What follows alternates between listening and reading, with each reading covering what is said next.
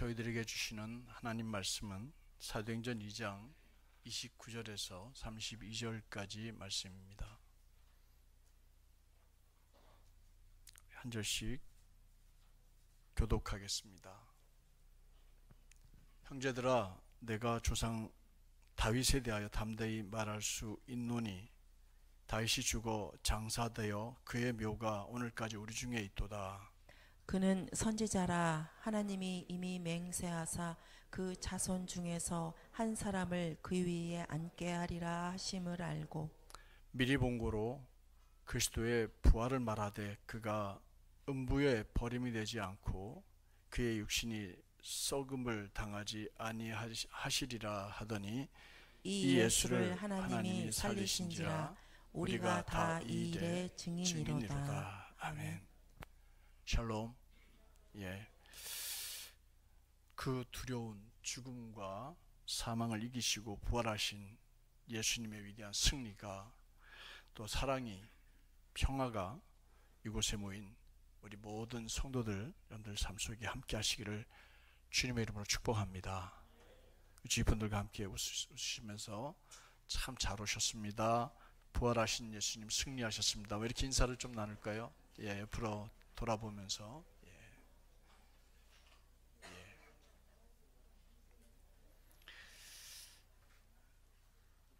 죽음을 이겨내시고 부활하신 우리 주님의 사랑과 또 평화와 은총이 오늘 예배 참사한 여러분들 위해 가득하시기를 주의 이름으로 다시 한번 더 축복합니다. 먼저 감사 말씀을 드립니다. 샘솟는 교회 성도들의 초청을 받아서 평소 같으면 쉬고 계실 이 시간에 우리 샘솟는 교회에 오셔서 이렇게 환하게 웃으면서 함께 예배드리고 계시는 여러분들을 주님의 이름으로 환영하고 진심으로 감사 인사를 드립니다. 감사합니다.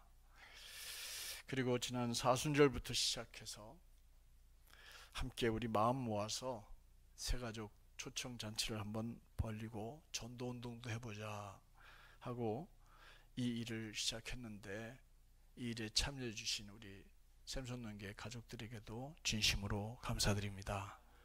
하나님께서 우리 교회를 사랑하시고 예쁘게 보셨는지 그 기간 동안에 우리 성결 신문사와 본 교회에서 전도 계획서를 내면 200만 원 선교 지원을 해주겠다고 해서 제가 써냈더니 저희 교회 200만 원을 보내오셨습니다. 그래서 여러분들 전도 용품 그리고 전도에 필요한 팜플렛 이런 것들을 마음껏 사가지고 이제 전도를 준비해 놓았더니 우리 금요일날 밤기도 전에 우리 권사님들 몇 분이 나와가지고 그거 들고 나가셔서 용감하게 저 사거리에 서서 전도를 했다는 거 아닙니까? 그리고는 자신감을 얻어서 목사님 이제 나가서 얼마든지 저희 전할 수 있겠습니다 하고 이야기를 해서 얼마나 행복했는지 모릅니다. 전도하는 교회는 하나님이 도우십니다. 전도하는 교회는 하나님께서 사랑하신 줄로 믿습니다. 오늘이 이제 우리 교회가 4살하고 꼭 5달 되는 교회입니다. 이 샘솟는 교회 하나님께서 이렇게 가득 채워주신 우리 하나님께 영광의 박수를 올려드리도록 하겠습니다. 박수 올립니다. 감사합니다. 하나님. 사건은 오늘도 계속되고 있습니다. 사회적으로 문제를 일으키거나 주목을 받을 만한 뜻밖의 일을 그 네이버 사전에 사건이라고 정의를 해 놓았어요. 사건이 뭐냐면 사회적으로 문제를 일으키거나 주목받을 만한 뜻밖의 일, 이렇게 정의를 해 놓았습니다. 오늘 이 시간도 여기 계신 여러분들 가운데 오늘 예배에 참석한 이 일이 어느 분에게는 아주 특별한 사건일 수 있습니다. 교회를 안 나왔는데 하도 나오라고 해서 나왔으니까 특별한 사건이기도 하겠죠. 사회적으로는 얼마 전 경상북도 일대에 산불이 일어났죠. 엄청난 산불이었습니다. 우리나라 역사상 가장 큰 산불이었습니다. 많은 사람이 죽었고 또 집을 잃어서 지금도 체육관에서 천막 안에 지내고 있는 분들이 계십니다. 잊을 수 없는 사건이죠. 또 얼마 전에 국제적으로는 미얀마와 태국을 강타한 지진, 이 또한 큰 사건입니다. 저는 부활절 아침마다 잊혀지지 않는 사건이 하나 있습니다. 바로 이장림 목사라고 하는 이 목사가 설립한 다미선교회 휴거 소동 사건입니다. 여러분들 기억나실 겁니다. 사진을 제가 보여드릴까요? 이 휴거 사건이요, 이 옆에 서 있는 사람이 이장림 목사입니다. 정말 잘생겼죠. 탤런트처럼 생겼습니다. 그리고 그 옆에 휴거 된다는 1992년 12월 28일 날 11시부터 모여가지고 찬양하고 노래하면서 하얀 옷을 입고 주님을 기다리고 있던 다미선교회에 소속된 교인들의 모습입니다. 그 아래측 사진도 그렇고요. 이 사건은 1992년 10월 28일 날 예수님께서 재림하시고 이 사실을 이장림 목사를 통해서 알려주셨다고 이렇게 사람들을 속였습니다. 이 사실을 믿는 사람들은 휴거될 것이라는 거예요. 이를 믿었던 많은 성도들이 직장, 학교, 가정, 재산을 포기하고 전국적으로 재림하실 예수님을 맞을 준비를 하면서 서울의 한 어느 마을에 교회에 모였습니다. 특별 집회를 했습니다. 얼마나 심각했던지 KBS조차 카메라를 들이대고 그들이 하늘로 올라가는 장면을 찍으려고 거기 모였던 사건이었습니다. 그런데 이 예고된 1992년 10월 28일 날 12시, 아니 29일 날 0시 아무 일도 일어나지 않았습니다. 오히려 거기에 모였던 사람들만 바보가 되었고 한국 교회가 이 때문에 얼마나 크게 질타를 받았는지 모릅니다. 기독교에 대한 불신이 생겨났고요, 가정이 파탄났습니다. 경제적인 피해가 발생했습니다. 그 잘생긴 이장림 목사가 이 일로 인해서 사기 및 외환관리법 위반으로 구속이 됐습니다. 뭐로 구속이 됐다고요? 사기와 외환관리법 위반. 이 일을 주도한 이 이장림 목사가 외환관리법으로 잡혀가야 될 이유가 전혀 없는데 외환관리법 위반으로 잡혀갔어요. 왜 그러냐면 성도들이 있는 헌금을 어떻게 했을까요? 홍콩으로 옮겨 놓았어요. 그리고 거기다 달러로 바꿔 놓은 거예요. 환전을 해 놓은 겁니다. 휴거를 믿는 사람이 이 땅의 것이 아무 의미가 없는데, 그래서 휴거를 믿는다고 하는 사람이 성도들이 낸 헌금을 홍콩에다가 달러로 바꿔서 예치해 놓았어요. 그래서 사기가 된 거고 외환관리법 위반 혐의로 걸려들은 거죠. 물론 이제 법에서 집행하는 감옥살이를 다 하고 나왔습니다만, 이장림 목사가 구속되어서 감옥살이를 하는데, 재판하는 데는 많은 증인들이 있었어요. 내가 봤습니다. 내가 헌금했습니다. 내가 쏘갔습니다. 많은 증거들이 나왔습니다. 그래서 이장림 목사는 아니라고 부인을 할 수가 없었습니다. 그 증인들 중에는 지금도 살아있는 사람들이 있습니다. 여러분들도 아마 이 사건을 기억하실 거예요. 그리고 여러분들도 이 사건에 대해서 이야기를 하라 그러면 각각 하고 싶은 얘기들이 있을 거예요. 내가 이런 걸 경험했다고. 저도 경험자입니다. 그래서 저도 이 증인이에요. 이 다미선교회 휴거 소동 사건의 증인입니다.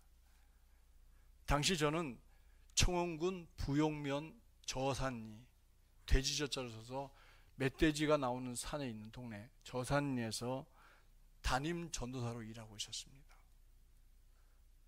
하루는 마당을 쓸고 있는데 한 중년 남자가 찾아와서 다짜고짜 저들어 성도들 바르게 인도하라는 겁니다. 전도사인지 목사인지 모르겠지만 성도를 똑바로 인도하셔야 된다고. 그래서 누구시냐고 그랬더니 이게 무슨 말씀, 곧 주님이 오시는데 우리가 휴거하고 준비하러 맞으러 가야 되는데 여기서 지금 마당 쓸고 있으면 되냐고 나한테 다짜고짜 막 혼을 내는 겁니다. 그러더니 10월 28일 날 12시, 밤 12시에 주님 오신다고. 제가 웃었어요. 29일 날 아침에 여기 오셔서 저하고 커피 한잔 합시다. 그리고 보내드렸습니다. 그때 이 전사가 아직 멀었구만. 아직도 휴거대에 올라갈 준비도 안 된 전사가 누구를 가르치라는 거예요. 저하고 그렇게 대놓고 뒤통수에 욕을 하고 가더라고요. 저는 입으로 말은 못했지만 속으로 어리석은 말에 속아 넘어간 당신이 참 불쌍합니다. 이렇게 해주었어요. 그리고 그 뒤로 그분을 못 만났습니다. 하늘로 올라간 게 아니면 저를 피한 거겠지요. 근데 더 안타까운 게 하나 있었어요. 그 교회, 그 저산리에 제법 잘된 분이 한 분 계셨어요. 그 당시에 해경 이렇게 말동 한 개인데 그게 뭐라 그런지 잘 모르겠어요. 그걸 한 개 단 그런 사람이 한 사람 있었어요. 꽤 잘 됐죠. 근데 이분이 여기에 빠져든 거예요. 그래서 그걸 집어치우고 그리고 주님 맞을 준비에 들어간 겁니다. 그들이 어머니 때 연락해서 어머니 하얀 한복 입고 올라오세요. 저 같이 하늘나라로 갑시다. 그래 아들이 오라고 그러니까 저희 그 집사님 한 분이 우리 최선자 원사님만큼 나이 많은 할머니 한 분이 저한테 인사를 하러 왔어요. 목사님 아들이 올라오라고 그러는데 목사님 전도사님 가르치면은 별로 믿겨지지 않지만 그래도 아들 바지가랑이라도 붙잡고 올라가야 되지 않겠습니까? 아들 없이 제가 어떻게 삽니까? 그리고 가셨어요. 소동이 끝났지만 그리고 집으로 돌아왔지만 한동안 교회에 부끄러워서 못 나왔던 그런 기억이 납니다. 저도 이장님의 휴고 소동 사건의 분명한 증인이에요. 여러분 어떻게 들리십니까? 제가 한 얘기가 꾸민 얘기 같습니까? 사진도 있고 현장에서 만난 사람도 있어요. 저는 여러분들이 아무리 그런 일이 어디 있었겠어요 라고 말할지 모르겠지만 저는 경험했어요. 여러분들 1992년 10월 28일 날 있었던 이장님 목사의 다미 선교의 휴고 소동 사건이 역사적으로 남아있는 줄 여러분들 믿으셔야 합니다. 맞죠? 여러분들 그 일 인정하시죠? 아니 다른 거 몰라도 그건 인정하시잖아요. 그죠? 오늘 우리가 읽은 성경에 보면 베드로라는 사람이 예수님이 제자인데 저처럼 자기가 경험하는 믿겨지지 않는 이 사건에 대해서 이야기를 한 겁니다. 베드로 동화 속 인물이 아닙니다. 그는 역사적인 인물입니다. 사진을 한번 보여주시겠습니까? 예. 이 오른쪽에 있는 이 건물이요. 여러분들 무슨 건물인지 아시죠? 이 건물이 말입니다. 로마에 있는 건물인데요. 로마 한가운데 있는 바티칸 공화국의 그 광장입니다. 요 조그만 나라에 지금 요 거의 요게 다 들어갔어요. 요 안에 누가 있느냐면 왕국이 하나 있어요. 그 왕국이 로마 카톨릭입니다. 그래서 교황청이 여기 있고 하나의 나라예요. 그 교황청이 거기 말하면 우리가 말로 하면 왕이에요. 그리고 전 세계에 흩어져 있는 모든 카톨릭, 로마 카톨릭 천주교회를 다 주관하고 있습니다. 여기서요. 근데 이 광장 이름이 뭐냐면 성 베드로 광장이에요. 그 광장에 가면요 동상들이 참 많이 서 있습니다. 이 천주교는 동상을 참 좋아해요. 사람을 그려놓고 그림으로 설명하고, 옛날에는 설명이 잘 안 되니까 그림으로 그려놓긴 했었습니다만 그 옆에 있는 사람이 저기 서 있는 동상이 베드로 동상이에요. 여러분들 어디 가면요 베드로 동상이 서 있고 그 옆에는 반드시 누가 있냐면 바울 동상이 같이 서 있어요. 근데 베드로 동상하고 바울 동상을 구분하는 방법이 하나예요. 똑같이 왼손에는 두루마리를 가지고 있어요. 하나님 말씀을 가지고 있는데 오른손에는 베드로는 뭘 들고 있어요? 천국 열쇠를 들고 있어서 꼭 열쇠가 손에 쥐어져 있습니다. 그리고 또 바울의 손에는 뭐가 들냐면 검이, 칼이 하나 들려져 있어요. 예, 바울은 여기 관련이 없어서 제가 사진 안 올렸습니다만 지금 저 베드로가 손에 쥐고 있는 것이, 이렇게 내밀고 있는 것이 바로 천국 열쇠를, 하나님께서 저에게 주셨다는 그 천국 열쇠를 잡고 있는 겁니다. 제가 왜 이걸 보여드렸냐면 베드로는 역사적으로 살아있는 인물이고 천주교의 초대 교황이에요. 지금도 교황 이름을 쭉 거슬러 올라가면 제일 꼭대기에 피터 이렇게 쓰여져 있습니다. 역사적인 인물이에요. 여러분들, 저는 어릴 때요, 세종대왕이 이 나라에 진짜 실존했던 인물이 아닌 줄로만 알았어요. 제가 어리석었죠. 역사 속에 나오는 인물들은 실제로 존재했던 인물들이 맞습니다. 세종대왕님 계셨습니까? 안 계셨습니까? 살아 계셨잖아요. 그죠? 그분이 만든 그 한글을 지금도 쓰고 있고, 이 한글은 세계에서 가장 과학적이고 잘 만들어진 문자로 증명되어지고 있고, 이제는 일본어를 제끼고, 그리고 유네스코에서 인정한 세계 통용어 속에 한글이 들어가기 시작했습니다. 이제 머지않아 영어도 제껴버릴 날이 있을 줄로 믿습니다. 근데 지금 K-팝 좋아하는 사람들은 다 한글 다 합니다. 어떻게 배웠는지 기가 막히게 해요. 이순신 장군, 그가 전투했던 동네에 살다 왔습니다. 삼천포가 바로 그 앞에 대첩이 있었던 곳이에요. 거기에 그 진이 하나 있는데요, 굴항이라고 하는 곳이 있는데, 거기에 뭘 숨겼냐면 거북선을 숨겼다가 일본 배가 지나갈 때 튀어나가서 그 일본 배를 무너뜨린 그 장소가, 역사적인 장소가 있어요. 거기에 그 이순신 장군 동상이 서 있어요. 이순신 장군 우리나라 역사에 있었던 분입니까? 아닙니까? 부인 못하잖아요. 있었잖아요. 난중일기도 있고요. 가까이는 유관순 열사가 이 나라 독립을 위해서 자기 생명을 바쳤습니다. 안중근 열사는 총으로 이토 히로부미를 저격했습니다. 그리고 순국하셨습니다. 더 가까이는 김대중 대통령이 살아있었고 김영삼 대통령이 살아있었습니다. 그래서 나라를 이끌었던 대통령들입니다. 그렇다면 베드로 역시 기독교나 천주교가 꾸며낸 인물이 아니라는 것을 제가 지금 말씀드리고 있는 거예요. 그는 분명히 살아있었던 사람이었습니다. 그 사람이 한 내용 가운데 일부가 오늘 여러분들과 제가 읽은 성경이에요. 베드로가 오늘 우리들에게 들려준 이 사건 이야기는 바로 예수 그분이 어떻게 사셨다 가셨는가에 대한 얘기예요.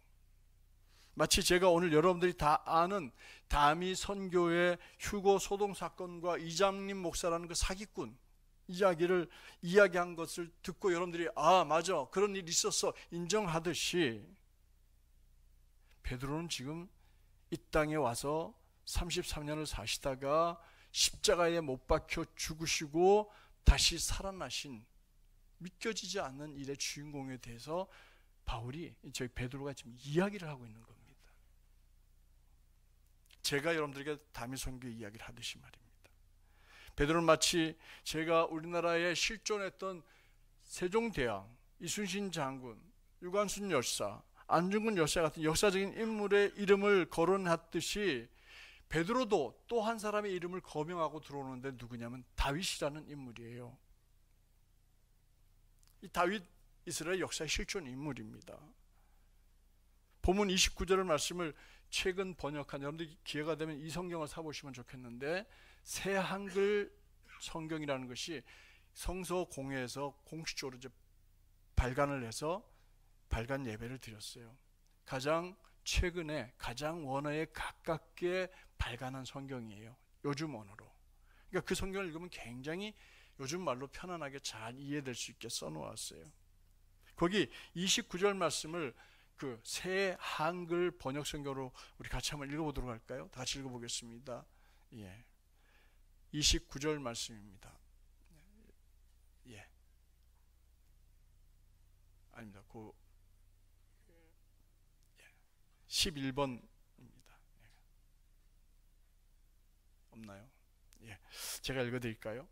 형제 자매 여러분, 먼 윗대의 조상 다윗에 대해 여러분에게 자신 있게 말할 수 있습니다. 다윗이 삶을 마치 끝내고 장례가 치러졌습니다. 그의 무덤이 오늘 우리 가운데 있습니다. 오늘까지 우리 가운데 있습니다. 이렇게 말해놨어요. 여러분들, 한글을 창제한 세종대왕, 그 위대한 왕의 무덤이 어딘지 여러분들 아세요? 예? 그 무덤 이름을 뭐라고 부르는지 아세요? 영릉이라고 불러요. 영릉이라 부르고, 그 세종대왕의 능이 어디냐면 여주에 있어요. 여주요. 여러분들 잘 모르시는구나. 여주면 능서면에 가면은 그 세종대왕의 무덤이 있습니다. 바로 사진 좀 보여드릴까요? 예. 이건 다윗의 무덤이고 그 앞에 사진입니다. 예. 없습니까? 또 제가 잘못 보냈구나. 그래요. 제가 사진까지 준비했었는데, 자, 이 능이 유네스코 세계유산에 포함되어 있어요. 그래서 조선 왕릉에 들어가 있어요. 가까이는 여러분들 동구릉에 가면은 능이 9개 있어요. 그게 다 유네스코에 들어가 있어요. 그래서 거기는 마실 것도 못 가지고 들어갑니다.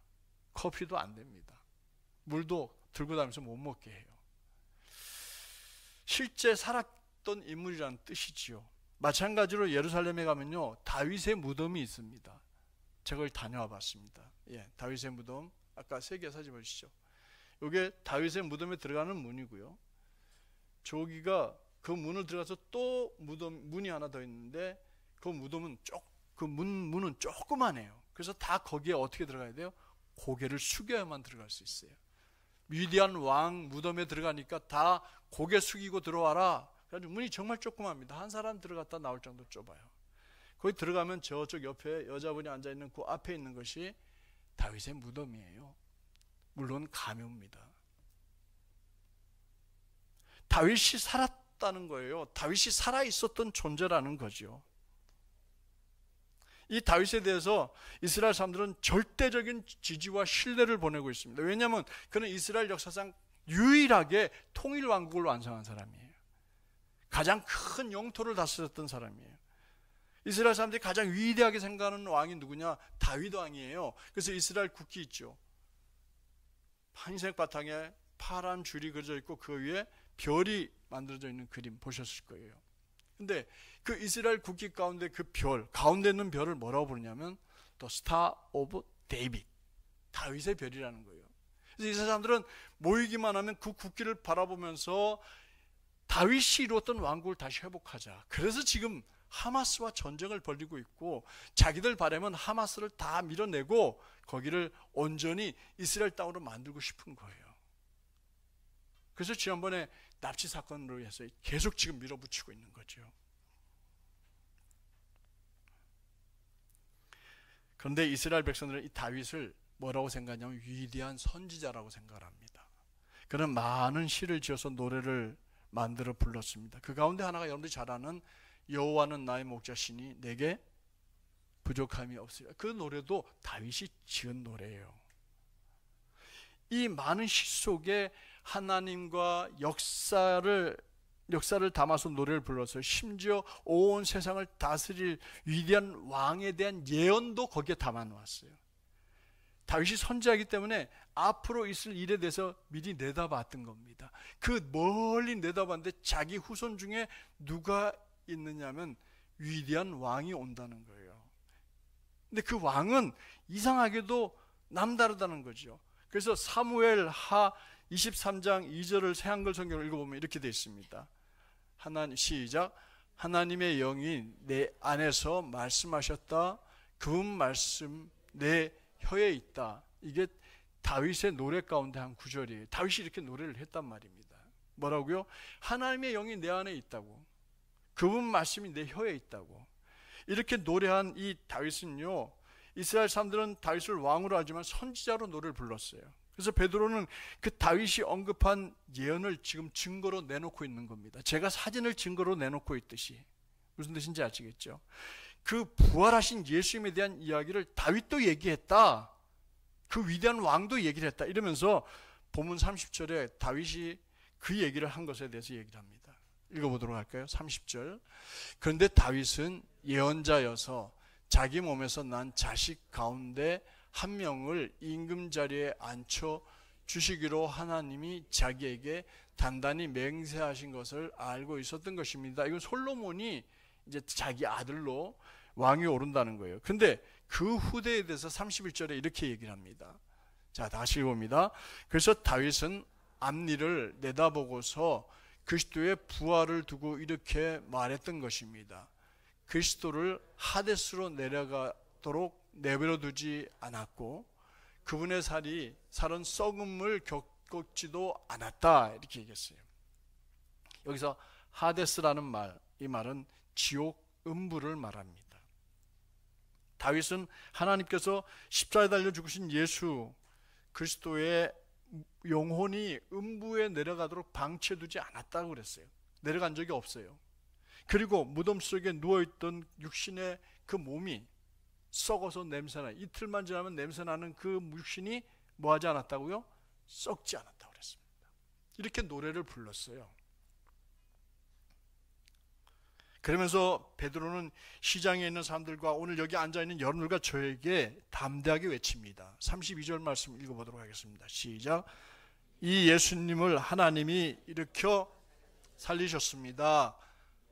우리야말로 모두 이 일에 뭐라고요? 증인입니다. 이 예수님을 어떻게 했다고요? 하나님께서 일으켜 살리셨다고 그랬습니다. 무덤 속에 죽어서 누워서 분명히 아리마대 사람 요셉도 죽은 것을 확인하고 자기의 무덤을 내놓았어요. 그 무덤, 새 무덤에 예수님을 갖다가 모셔 뉘어놓았어요. 여인들은 거기에 들어간 향품이 너무 부족한 걸 알고 안타까워했어요. 그래서 해지기 전에 빨리 돌아가서 향품을 더 사 모았어요. 왜냐하면 그 다음 날이 안식일이었거든요. 아무것도 거래가 안 되어져요. 그래서 안식일 날은 아무것도 살 수가 없었어요. 그래서 토요일 일찍 사가지고 안식일을 보내고 새벽 일찍 그 향품을 예수님께 더 넣어드리려고 갔어요. 향품은 죽은 자의 몸에 넣는 거예요. 이 여인들이 증인이에요. 죽은 예수의 증인이에요. 근데 이 예수님을 하나님이 일으켜 어떻게 했다고요? 살리셨다. 두 자로 줄이면 예수님이 뭐 하신 거예요?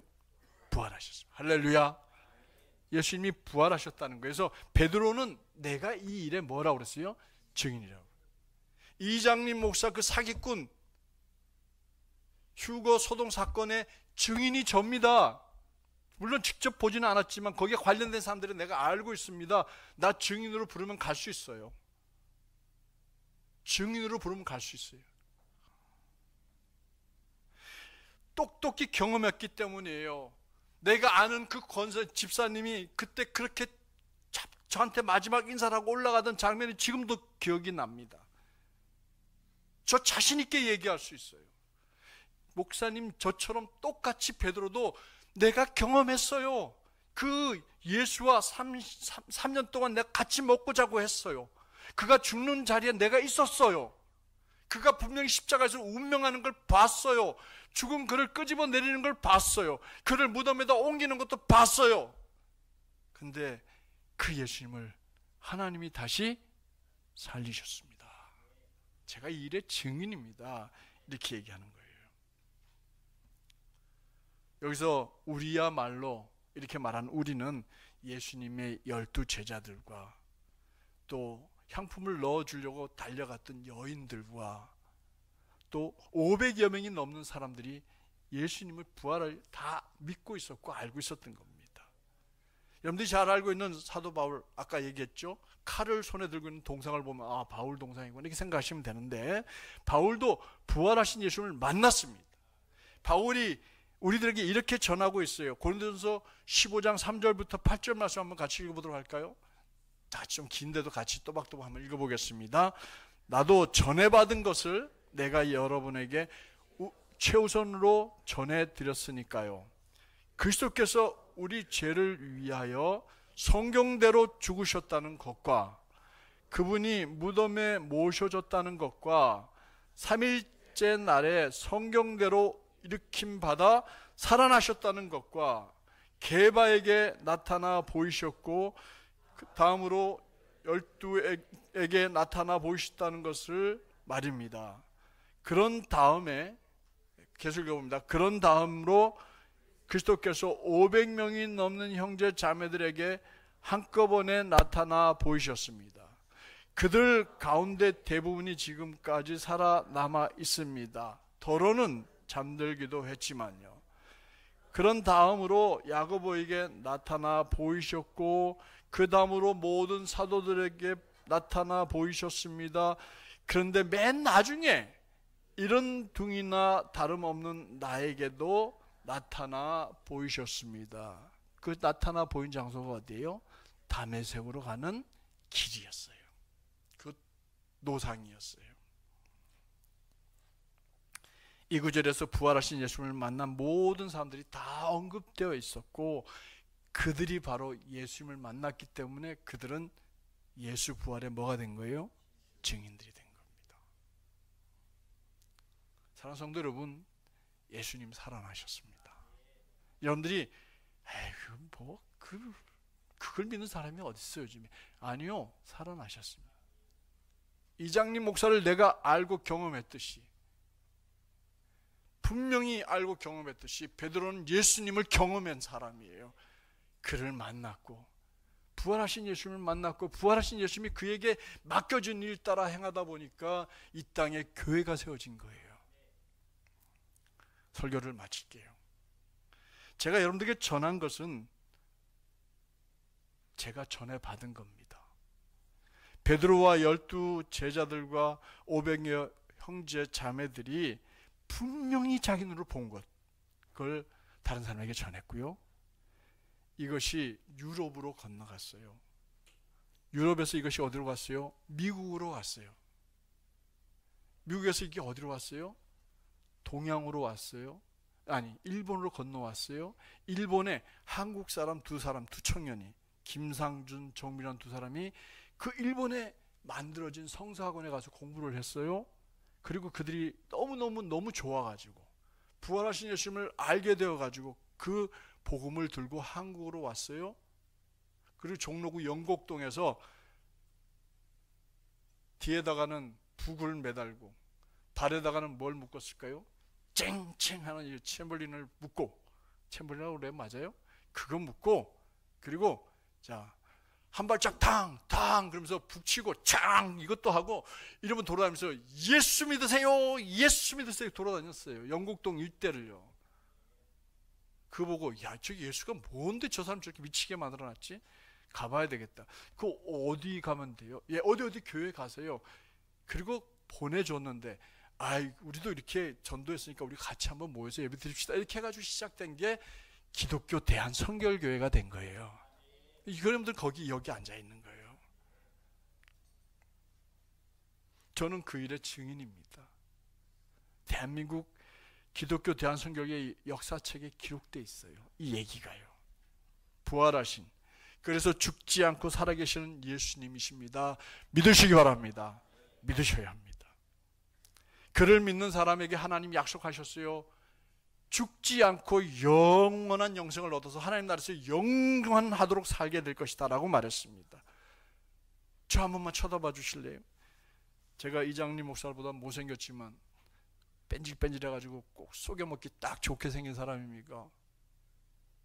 아니면 저 사람 얘기는 좀 믿을만해 이렇게 생각되십니까?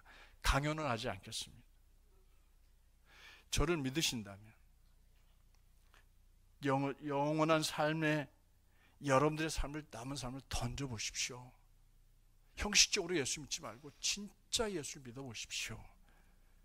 지금까지도 여러분들 잘 살아오셨지만 여러분들이 부활하신 예수님을 만나고 그분을 믿고 그리고 그분에게 삶을 맡기면 여러분들은 영원한 생명을 누릴 뿐만 아니라 이 땅에서 그와 함께 살아가는 삶 속에 감사, 기쁨, 행복, 또 희망, 자신감, 긍정적인 생각으로 여러분들 삶은 정말 놀랍도록 변하게 될 줄로 믿습니다.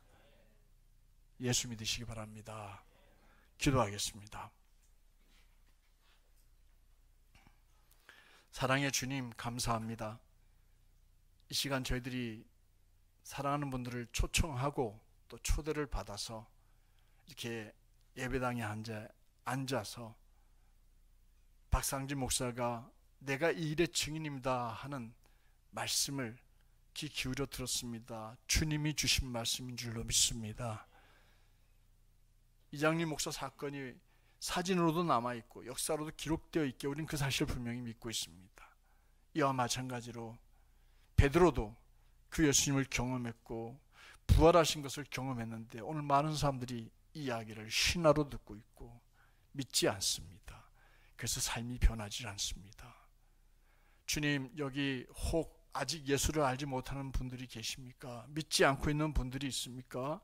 전에 교회 좀 다니다가 낙심되고 실망한 일 때문에 교회를 뒤로 멀리하고 있는 이들이 있습니까? 예수를 바로 믿게 하여 주시옵소서.